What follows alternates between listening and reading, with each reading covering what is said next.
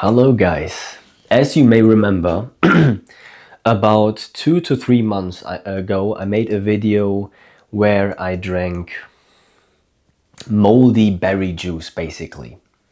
So I fermented berries for around 10 weeks and then drank the moldy juice. And the idea behind that was to detox from medication and injections that I got as a kid. And in this video, I wanted to talk about my whole experience, like what I kind of felt and the whole process of it, and if I've got any benefits from it, basically. So, starting off with how it felt in the beginning. In the book, from Aajonus Vonderplanitz, We Want to Live, where I got this idea from, he states that you will only get the detoxification symptoms after about 1 month. And I can say that that is pretty accurate. I got them around 5 weeks after I've consumed this moldy berry juice. And they have basically, the symptoms of detoxification have basically continued to this very day. So I'm still not entirely done with this whole detox thing, which is crazy to me. But there will be some reasons for that, why that took so long, which I will get into shortly. So about 5 weeks after drinking this moldy berry juice, I had like crazy coughs. At the same time as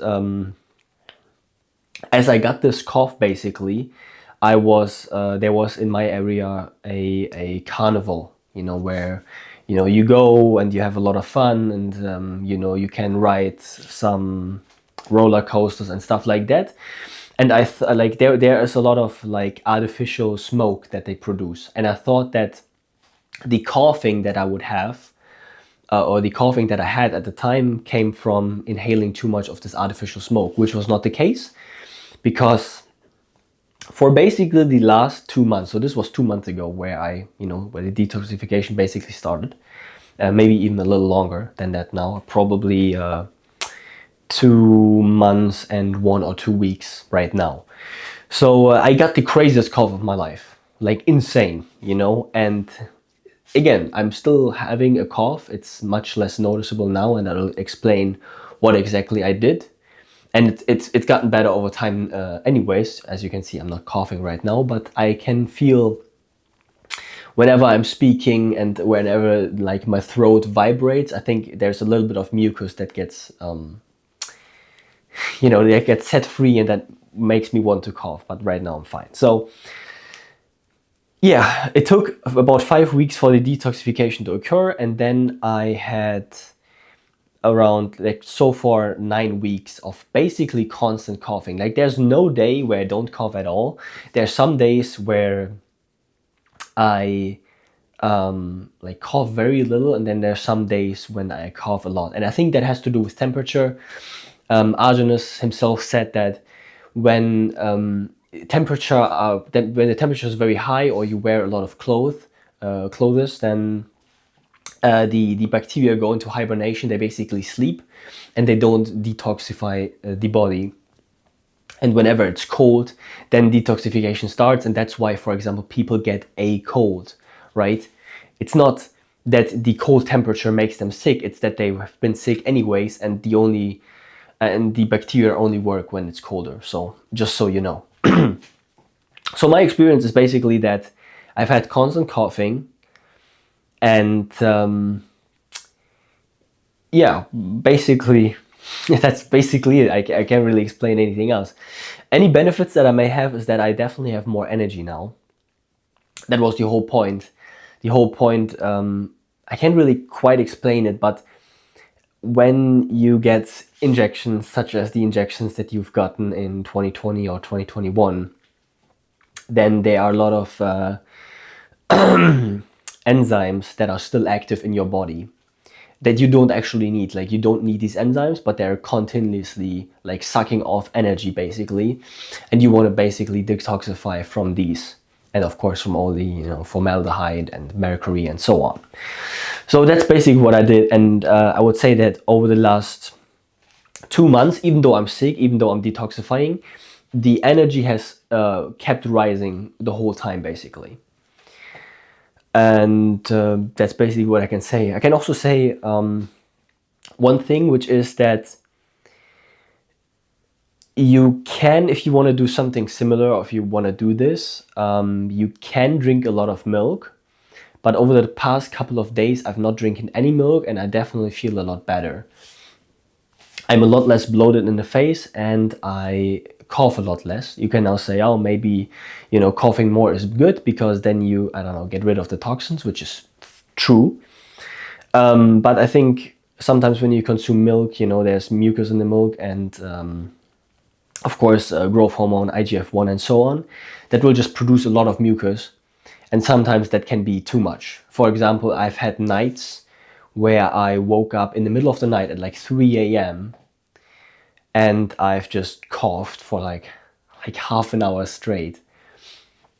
And it's really detoxification, because I've had this, like, sometimes I had this for 2 weeks in a row, where I, you know, had this very thick coughing at night, and I coughed up, I'm not even kidding, probably over this 2 weeks that I'm referring to, I probably coughed up half a liter of like excretions of mucus. And it's yellow, it's green. It's not just, you know, it's not just that the milk created this. It's not just that this is just a dry cough or anything. No, I actually coughed up shit that was in my body probably for many years. So this is a very good experience. And I cannot say yet if it's worth it or not, because while my energy has risen and so on, I cannot 100% say, of course, that this is because of the moldy berry juice that I drank 3 months ago. That's just nonsensical. I couldn't really tell you that. Or it would be stupid to make that connection, because my energy could have risen anyways, because I'm on a pretty good diet now anyways, like, right? So yeah, I think I'll definitely continue to not consume any milk right now, because I have some things to do and I just can't really afford to lose any, like, sleep. It's not like you lose a lot of sleep, like it's just like I wake up in the middle of the night sometimes, not always. I wake up in the middle of the night, I have like a cough for what feels like half an hour. It's probably just more like 5 or 10 minutes. I basically have like a little like bucket thing which I cough in basically and spit in, and that's it. And yeah, that may sound disgusting to you, but again, I'm trying to make my body as healthy as possible, and sometimes modern problems like set injections require modern solutions, and here we are, I guess.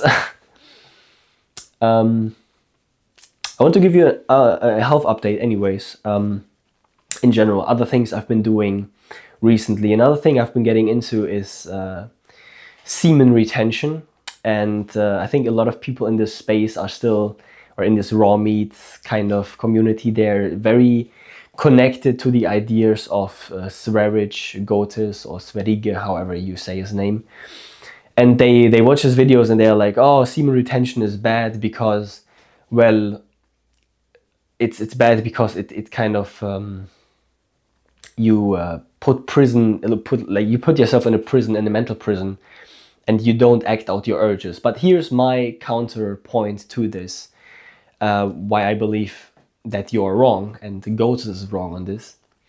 I do not have a partner right now, therefore I do not have, you know, any sexual intercourse with anybody right now. So the only way of, you know, me ejaculating, it would be through masturbating or porn. Now I'm going to give you the thing why I believe this is not necessarily good. Firstly, animals in general, but again also humans, only really masturbate a lot when they're in captivity, which we of course are. You know, you probably understand that we kind of live in slavery. But also, any urge that I have, I know that it comes from like pornography.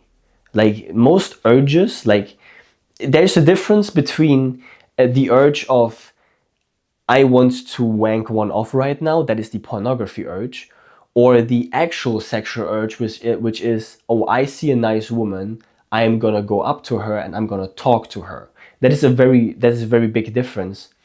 And from my experience now, I've done semen retention now. It's day 13. I've gone from this kind of gooner mindset to this, hey, I want to approach some girls and actually do shit mindset. And I think that is very beneficial. And of course, also not ejaculating is, in a sense, also good for longevity because you do not waste any nutrients. I don't know if you know this, but to make 1 drop of semen, you actually need 40 drops of blood. Or basically the like nutritional equivalent of that. And you know how valuable blood is. Then you also know how incredibly valuable like your semen is. It takes 3 months to produce semen. Of course, you can basically ejaculate every day and something will come out, but that will be a lot of like, I don't know what's called, I think seminal fluid or whatever, this very clear thing. That is not semen, that's just, whatever comes out with it to, I guess, help.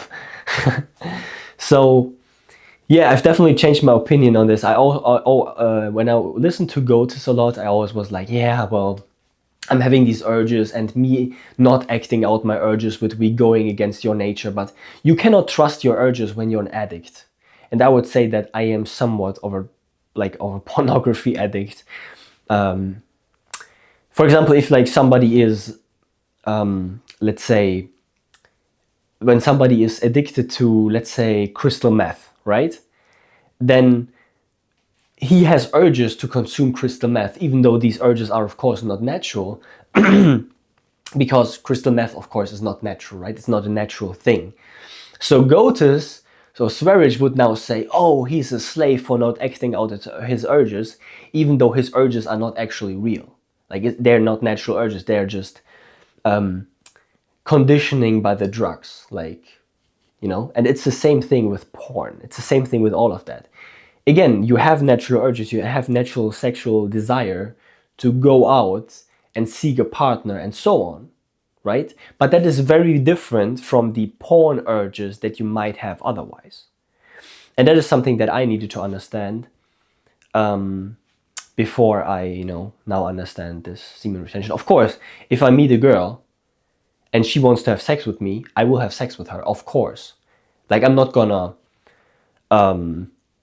like do it in a way where I just don't do that anymore. But for me, it was just important to do that with the whole like pornography and in general that thing. And I can confidently tell you that I've probably never had more energy and more kind of risk-taking behavior that pushes me into, a certain direction, a certain, I would say, positive direction in life than I've had these past, 2 weeks now. It might sound very stupid because you don't believe that in 2 weeks you can have that feeling. But, the first week I didn't really feel much, just some sexual urges, pornography urges. But at like, I would say day 8, 9, I really felt that. I felt the urge to go talk to women in real life, like actually cold approach them. I always was afraid of that. I felt an urge to do that for the first time in my life. Never before have I felt that urge to actually go out and do that. Okay? So, well, make of that what you will. Maybe you don't believe me. Maybe you think that this is stupid and I'm enslaving myself or whatever. I definitely beg to differ. And I think that this is something that if you have problems with, social anxiety, not being able to talk to new people, then this is something that you should do. For example, I sometimes go watch a sunset on, it's not a mountain, it's like a hill, it's more so a hill, a larger hill. And I sometimes go up there and watch a sunset. And that, like, I think it was a couple of days ago, probably like day 9 of me not ejaculating, and being in a totally different mindset and different mind state because of that. It was the first time that I ever talked to ever cold approached a person. It wasn't a girl, but it was just somebody who stood there. And I had at that day a 3-hour conversation with a random person that I've never met in my whole life. And I've never done that ever before in my life. And I don't think I would have done that if I still was in that, if I didn't have that, energy. It's so weird. It's very hard to describe. I think you have to feel it for yourself to understand what I'm talking about. It's not, when I talk about like sexual energy or energy in itself, I don't mean it as in, I'm horny and I want to fuck everything or every girl or whatever. It's something different. It's something that I cannot really explain.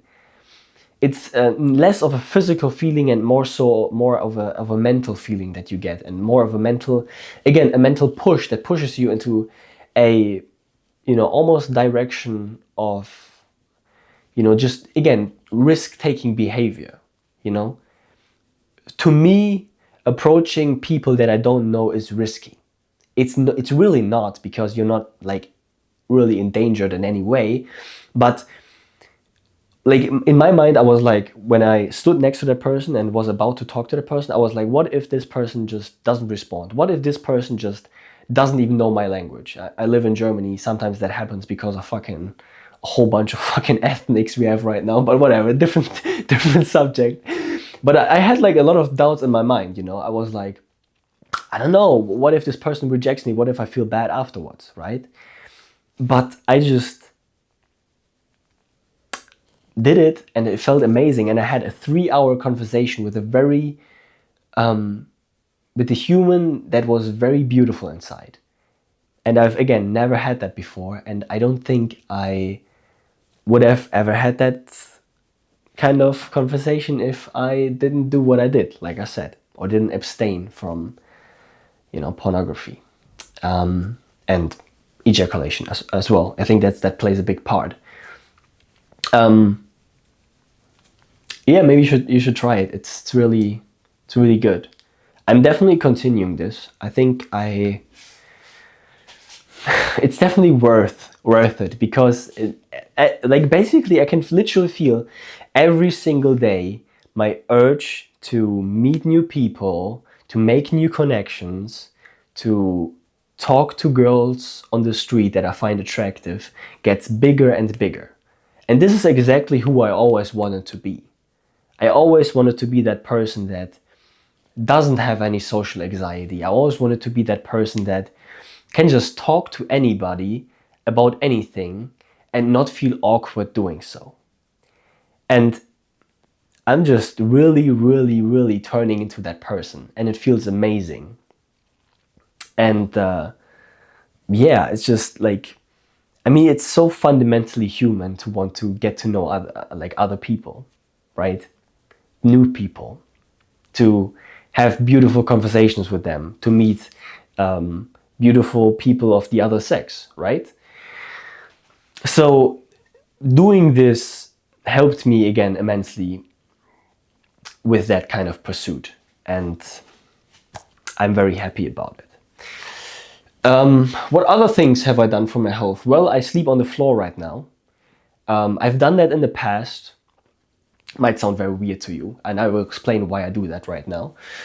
So I've done that in the past. I've slept on the ground for, I think, 6 months straight, and I had good sleep. It was very consistent always. But I think at some point I just stopped for whatever reason. Don't even ask me why. But now for the last, I think 4 months actually, 3 or 4 months, I've gotten myself what is called a Japanese tatami mat. It's laying on the ground, but I'm not going to show you. Or I can't really show you because of the whole setup that I have right now. But it's like a very thin mattress that is made out of grass. It doesn't have any cushion basically, very little. It's a little more cushioned than the hard wood floor that I have, and it's not as cold as the wood floor. And why I believe that this is superior than sleeping in a bed is, imagine laying down and you have a mattress, okay? When you are lying on a mattress, then your body kind of moves all the time. Like your body always has to stabilize itself, right? You're laying on a mattress, it's soft, so your body always moves because it's soft, right? So your body, basically, while you're sleeping, always has to adjust itself, always has to use muscle energy in order for you to be somewhat straight and to be able to sleep. But if you're sleeping on the floor, on a hard surface, on a quite hard surface, then you lay down and your skeletal structure supports your weight.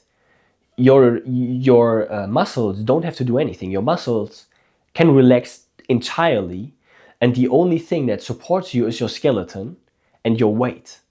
So you basically allow yourself to relax completely, as well as you lay incredibly straight, which I believe is very good for the spine. And you also kind of get a massage, because when you have the hard floor and there's your bones and there's your tissue in between, then those kind of compress each other, and you almost get a massage, which feels pretty good. And I've always had trouble when I'm in a bed. I've always had trouble with falling asleep, because when you're in a bed, then the feeling that you have is always different, because like I said, you move around a lot. You finding that right position is very hard, because the bed always is different because it always moves, but the floor always is the same.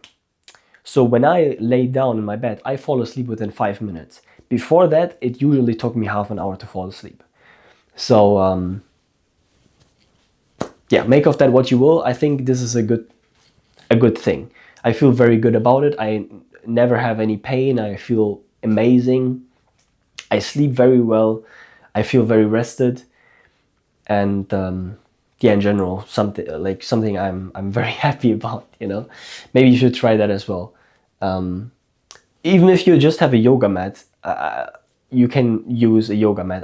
When I slept on the floor for 6 months, I think this was 3 years ago, actually, like a very long time ago. It had nothing to do with primal or anything at the time. When I did that, then I used a yoga mat, a very slim yoga mat, and felt very good. Of course, I just bought the tatami mat for the simple reason that I don't want to have this synthetic material on my skin all day, especially in the summer, where you sometimes sleep naked because it's so warm. Then you want something more natural, and like I said, a tatami mat is made out of grass fibers, like long grass fibers, and I think that feels very good, and it's of course very natural. Be aware though that you will have pain for the first probably 2 weeks in your tailbone. Like I usually had it in my hips and tailbone, and not even the upper back, because I think I have I have muscles of course there, but your tailbone kind of really will feel very sore. But that's just you probably have to put some towels or some blankets under there. Maybe three at the start, and then after like 3-4 days you put one less, and then one less, and you continue until you kind of feel comfortable doing this. I promise you it's gonna be worth it, because like I said, you allow yourself to relax completely, and you will feel, what I would say, a lot better. Yeah, I kind of want to talk about my diet right now. When I still drank a lot of milk, my diet consisted of 2 to 3 liters of raw milk a day, then probably something like 5 eggs, a little bit of liver, a little bit of, sometimes pork, sometimes beef, and sometimes a bit of raw butter and a bit of raw honey. Right now, the last couple of days where I've not been drinking milk, I've added a lot more hydrating kind of fruits you know, not a lot more, but a little bit. I've eaten some tomatoes, some cucumbers, and a lot more raw meat in general because of dehydration. Whenever I was really thirsty, I drank a little bit of water, naturally sparkling mineral water, which is basically the only water that is alright to drink. And yeah, a lot of eggs, you know, basically like 15 eggs a day to meet the hydration requirement, and to, of course, meet also the nutritional requirement. And I feel a lot better this way compared to how I felt with the milk. I think the milk also bloated me a little bit. So I kind of had tear bags under my eyes. I don't have them. They're not completely gone, but they're, you know, mostly gone, I would say. So yeah. I've also experimented with taping my mouth at night. I've done that in the past. But you know, now where I have a cough every now and then, it kind of doesn't really make sense. Because when you have your mouth taped, you of course cannot cough. So I probably have to do that I would assume I'm probably completely, quote unquote, healed. Or the detoxification is probably completely gone within. At the rate of how I'm healing right now, I would probably imagine in maybe like, I'd say 3 to 4 weeks is where I think all the kind of detoxification will be gone. Like I said, I've been talking for almost 30 minutes now, and I've not coughed once, even though I'm talking and like my vibrating voice is kind of setting free some mucus. It's much less. Again, probably has to do with much less milk consumption. I'm not necessarily against milk in general, so just so that you guys know. It's just my own experience that I feel a lot better now without it. So yeah.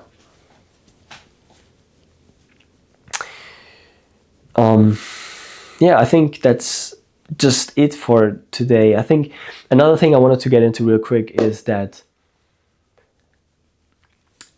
a lot of people say that when you're optimally healthy, like when your body is optimally healthy, like completely healthy, then your mind will also be optimally healthy. And I believe that to be not true. Okay, you can be very healthy. Your body can be very healthy. Then you can get a lot of sun. You can have the best food. You can have perfect like gut bacteria, everything. You can still have problems, right? But at the same time, you can also like be in a very good mental state, but then have a trash body, and you'll like both people will feel bad. So you have to definitely work on the mental aspect of it as well. You know, if you were to live in nature, then you would have a lot less stress. You would have relationships that are a lot simpler. You would have a life in general that is a lot simpler and a lot less stressful. But we do not live in nature, okay? We have to accept this. This is something that I needed to accept. Like I always talked about, you know, nature would be so perfect. Nature would be this and that. But what I didn't realize is that I am projecting what I would want. I'm projecting what I think is best onto the world, and that doesn't work, okay? Just because I think things should be certain ways, that doesn't change how they actually are. So I needed to accept that. I need to understand, okay, I'm living in this world right now where, you know, a lot of things are not going the way they probably should. But I need to accept that. And I think acceptance is very important. And what I wanted to say in the beginning is that you definitely need to work on your mental game. You definitely need to work on accepting things, on dealing with stress, on, you know, moving through the modern landscape without, you know, having too much stress, without just forcing your own opinions onto everything, because then you become very, you know, it just doesn't really work, okay? So yeah, work on the mental game. Understand that nobody will fulfill your own desires, your own needs other than yourself. That is something that I need to learn, and that I wish that you will understand. Nobody will come and save you. Nobody will fulfill what you want. Nobody. The only person that can do that is yourself. So be okay with that fact and play this game, play this reality, play this system in the best way that you can. Because there is no other choice. Because just because you think things should be a different way, they're not gonna suddenly become. There's not gonna be a hero, a savior that is gonna save you from everything. That is what religious people believe. They don't believe in themselves. They don't have an ego. They believe that whatever, Jesus Christ is gonna come and save them. That's not what's gonna happen, guys. Just so you know.